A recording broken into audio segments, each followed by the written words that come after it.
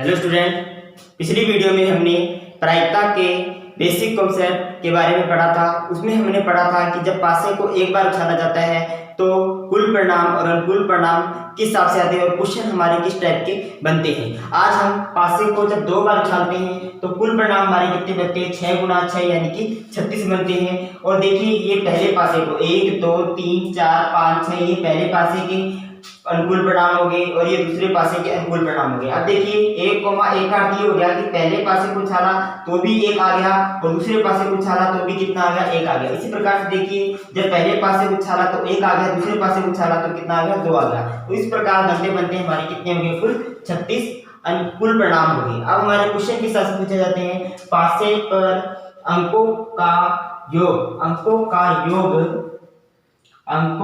योग 4 प्राप्त हो। पासे पर अंकों का योग 4 प्राप्त हो यानी कि हमें अनुकूल परिणाम निकालना है। कुल परिणाम तो हमारे पास है, देखिए यहाँ कुल परिणाम तो हमें दे रखा है, कितना दे रखा है, 36 दे रखा है। अनुकूल परिणाम हमें निकालना है,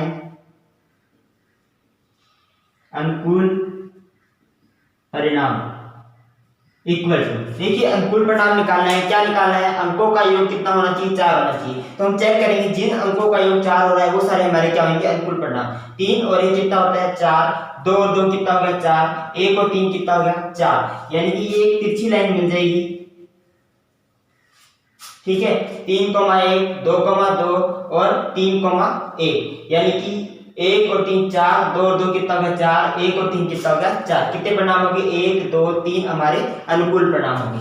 3 हमारे अनुकूल परिणाम हुए और कौन कौन से हुए उनको एक ब्रैकेट में लिखेंगे, 3, 1, 2, 2 आगे क्या दे रखा है, 1, 3। ये हमारे क्या हो गए, अनुकूल परिणाम। हमें क्या निकालनी है, प्रायिकता निकालनी है। प्रायिकता इक्वल टू अनुकूल परिणाम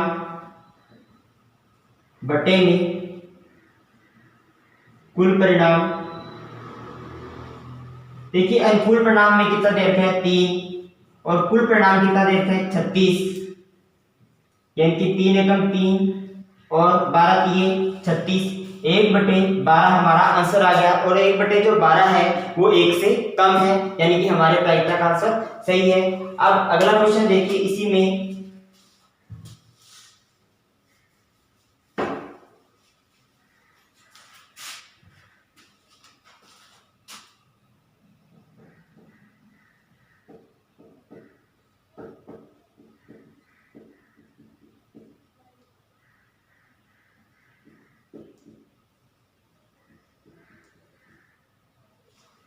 देखिए हमारा सेकंड क्वेश्चन क्या है, अंकों का योग 12 या 3 है। सबसे पहले हमें क्या निकालना है, अनुकूल परिणाम।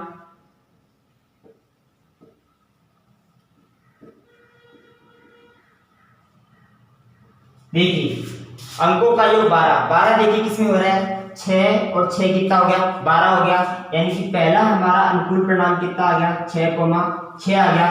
आगे क्या कह रहा है, या का अर्थ है कि जो 12 भी प्राप्त हो जाए या 3 भी प्राप्त हो जाए, दोनों को हमें इकट्ठा लिखना है इसके अंदर, अनुकूल परिणाम के अंदर। या 3 देखिए चेक कीजिए 3 किस में आ रहा है, 2 और 1 3, 1 और 2 3, यानी दो परिणाम हमारे ये हो गए, 2,1 और 1,2।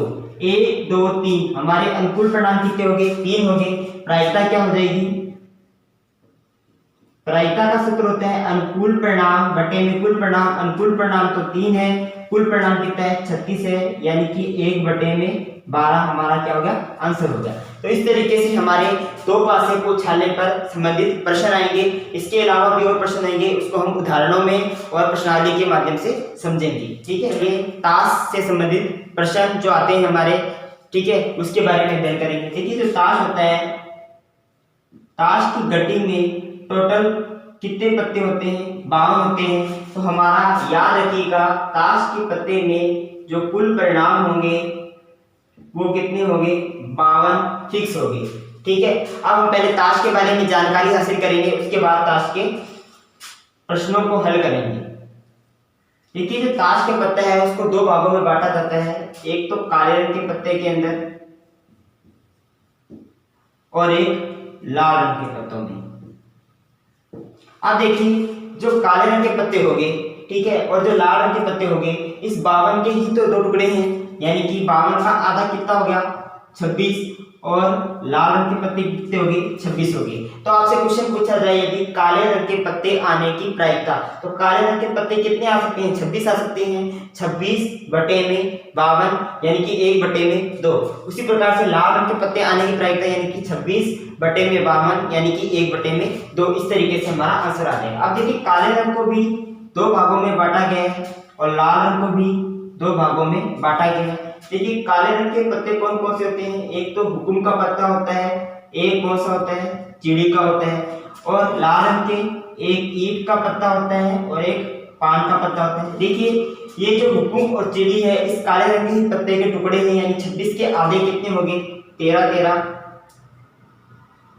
इसी प्रकार से इस 26 के आधे कितने हो गए 13 और 13। अब हमारे 4 क्वेश्चन ऑलरेडी हो चुके हैं। हुकुम के पत्ते आने की प्रायिकता 13 बटे में 52, चिड़ी के पत्ते आने की प्रायिकता 13 बटे 52, ईंट के पत्ते आने की प्रायिकता 13 बटे 52 और पान के पत्ते आने की प्रायिकता 13 बटे 52। ठीक है, अब हुकुम के पत्तों को यानी हुकुम के कितने पत्ते हैं 13, तो 13 पत्तों को लिखते हैं। पहला पत्ता जो होता है सबसे स्टार्टिंग का पत्ता होता है इक्का, उसके बाद के जिसे हम कहते हैं बादशाह, उसके बाद क्यू, क्यू क्या होता है हमारा बेगम,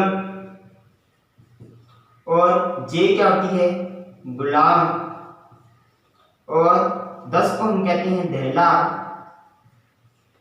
9 को हम कहते हैं नैला।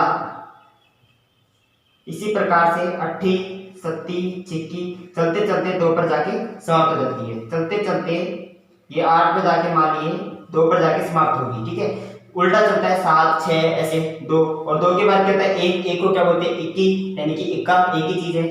ठीक है, इसी प्रकार से चिड़ी के भी पत्ते यही होंगे ए के क्यू जे 10 9, 2 पर जाके ये भी समाप्त हो जाएंगे। इसी प्रकार से ये भी ए के क्यू जे 10 9, ये भी 2 पर जाके समाप्त, ए के क्यू जे 10 9, ये भी 2 पे जाके समाप्त। तो इस तरीके से हमारे ये पत्ते आ गए। अब मैं आपसे क्वेश्चन पूछूं कि इक्का आने की प्रायिकता, इक्का कितना है 1 2 3 4, इक्के कितने हो गए 4, तो 4 बटे 52। मैंने कहा बादशाह आने की प्रायिकता तो 1 2 3 4, 4 बादशाह हो गए तो 4 बटे 52 आपका आंसर हो जाएगा। ठीक है, अब देखिए मैंने कहा गुलाम के पत्ते आने की प्रायिकता तो 1 2 3 4, 4 बटे में 52 आपका आंसर हो गया। ठीक है, यदि मैंने आपसे ये कह दिया कि हुकुम का बादशाह आने की प्रायिकता, देखिए हुकुम के बादशाह की बात की है तो हुकुम तो ये रहा, हुकुम का बादशाह कितना है, हुकुम ये रहा और हुकुम का बादशाह कितना है केवल 1 है, तो 1 बटे में 52। अब मैंने कह दिया काले रंग के गुलाम आने की प्रायिकता, तो काले रंग के गुलाम कितने हैं 1 और 1 2 हो गए, तो क्या आंसर आएगा आपका 2 बटे में 52 हो जाएगा। तो इस तरीके से कोई मर्जी क्वेश्चन पूछ सकते हैं, लेकिन इसमें थोड़ा ध्यान रखना कि जो के क्यू और जे होते हैं और इसमें के क्यू जे यानी कि ये जितने भी पत्ते होंगे के क्यू जे तक लेकर, यानी कि 3 3 6 3 3 9 3 4 12, ये सारे क्या पत्ते कहलाएंगे तस्वीर वाले पत्ते कहलाएंगे, तस्वीर वाले पत्ते। तो आपसे सीधा एग्जामिनर क्वेश्चन पूछ लेता है कि तस्वीर वाले पत्ते आने की प्रायिकता, तस्वीर वाले पत्ते कितने हो गए 3 3 6 3 9 3 12, यानी टोटल कितने पत्ते हो गए 12 पत्ते हो गए। तस्वीर वाले पत्ते आने की प्रायिकता क्या हो जाएगी 12 बटे में 52 हो जाएगी। अब यदि मैं आपसे क्वेश्चन कह देता हूँ लाल रंग के तस्वीर वाले पत्ते आने की प्रायिकता, तो लाल रंग के तस्वीर वाले पत्ते कितने हो गए 3 और 3 कितने हो गए 6, तो 6 बटे में 52 हो गया आपका आंसर। आगे काले रंग के पत्ते आने की प्रायिकता, काले रंग के तस्वीर वाले पत्ते आने की प्रायिकता 3 और 3 कितने हो गए 6, 6 बटे में 52। तो इस तरीके से आपके ताश से संबंधित क्वेश्चन पूछे जाएंगे। ठीक है, अब देखिए थैले से संबंधित किस हिसाब से क्वेश्चन आएंगे। थैले से संबंधित क्वेश्चन ये कह देगा कि लाल रंग की गेंदें कितनी है आपके पास 2 है, काले रंग की गेंदें कितनी है आपके पास 3 है, और हरी रंग की गेंदें कितनी है आपके पास 1 है। ठीक है, तो सबसे पहले हमें क्या करना है, प्रायिकता का क्वेश्चन कोई भी करना है सबसे पहले कुल परिणाम निकालना पड़ेगा हमें, यानी कि सबसे पहले हम कुल परिणाम निकालेंगे।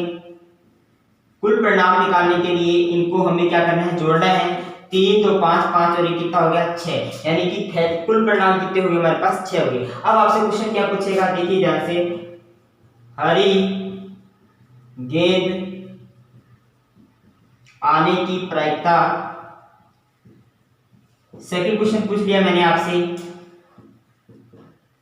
काली गेंद न आने की प्रायिकता। तो आपसे इस दो टाइप के क्वेश्चन पूछ सकते हैं, क्वेश्चन और भी पूछ सकते हैं, बस आपका बेसिक कॉन्सेप्ट यहाँ से क्लियर हो जाएगा, ठीक है।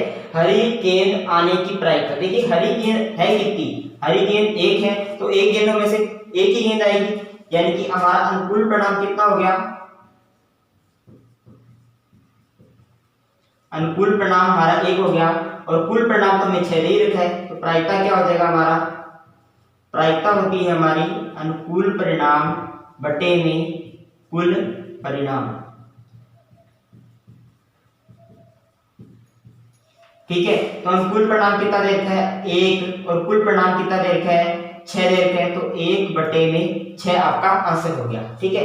अगला क्वेश्चन देखिए, काली गेंद न आने की प्रायिकता, यानी काली गेंद नहीं आनी चाहिए आपकी, ठीक है, भले लाल आ जाए भले हरी आ जाए, इनमें से कोई एक गेंद आ सकती है आपकी। तो देखिए काली गेंद नहीं आएगी तो लाल गेंद कितनी है 2, इनमें से कोई आएगी, या हरी गेंद में से एक आएगी, यानी 2 और 1 3, 3 गेंदों में से कोई एक गेंद आ सकती है, यानी कि हमारा अनुकूल परिणाम कितना हो जाएगा